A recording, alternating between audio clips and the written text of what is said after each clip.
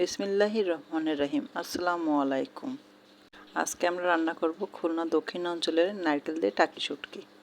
আসুন উপকরণসমূহ স্ক্রিনে দেখে নেই।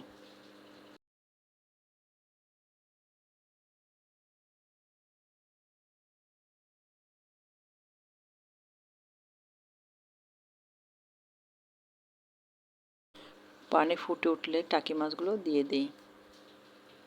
আমাদের বাড়ির ছাদেই টাকি মাছটা শুকানো হয়েছে। দক্ষিণ অঞ্চলে এই শুকনো টাকি মাছটা খুব পছন্দ করেই খেয়ে থাকে। টাকি মাছগুলো নরম হয়ে গেলে এবার পিস পিস করে কেটে নিই। কড়াইতে তেল দেই।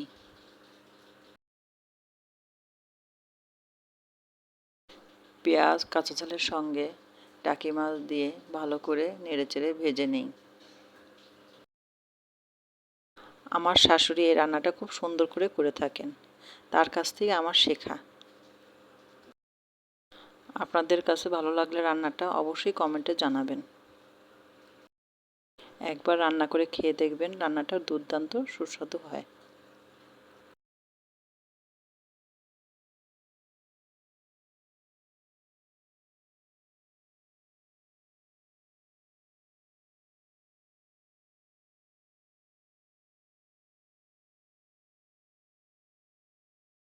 ভাজা হয়ে গেলে এক এক করে সকল মশলা দিয়ে দিই।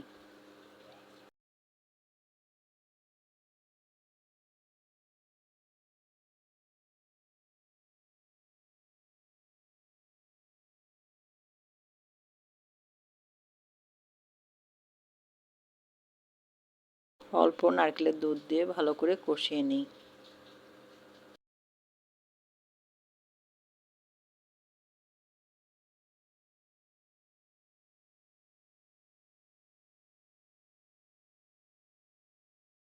এবার আলু দিয়ে দিই।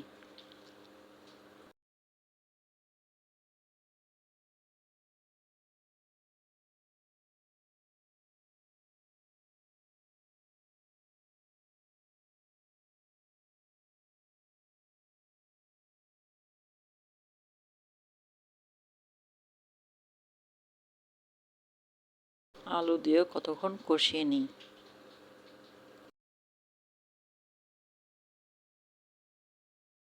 আবারও একটু নারকেলের দুধ দিয়ে কষিয়ে নিই।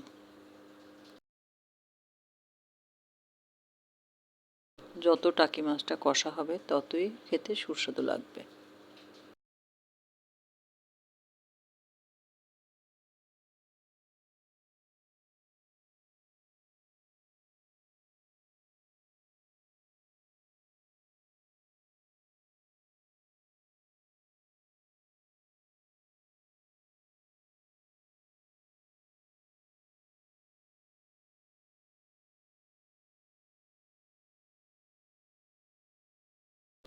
এভাবে 4 থেকে 5 বার অল্প অল্প নারকেলের দুধ দিয়ে কষিয়ে নিই।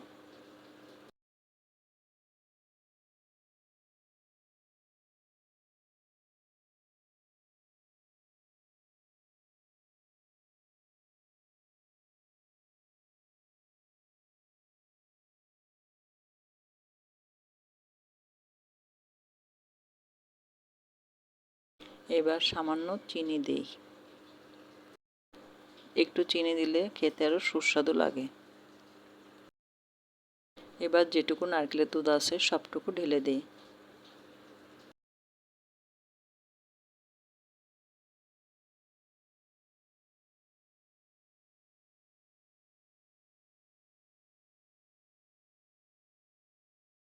ঝোল টেনে গেলে, তেল উঠে আসলে তরকারি এবার আমরা নামিয়ে নিই।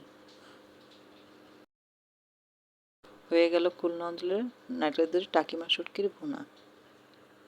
একবার বানিয়ে খেয়ে দেখবেন, দুর্দান্ত সুস্বাদু লাগে। লাইক, কমেন্ট, সাবস্ক্রাইব করে পাশে থাকবেন। আল্লাহ হাফেজ। আসসালামু আলাইকুম।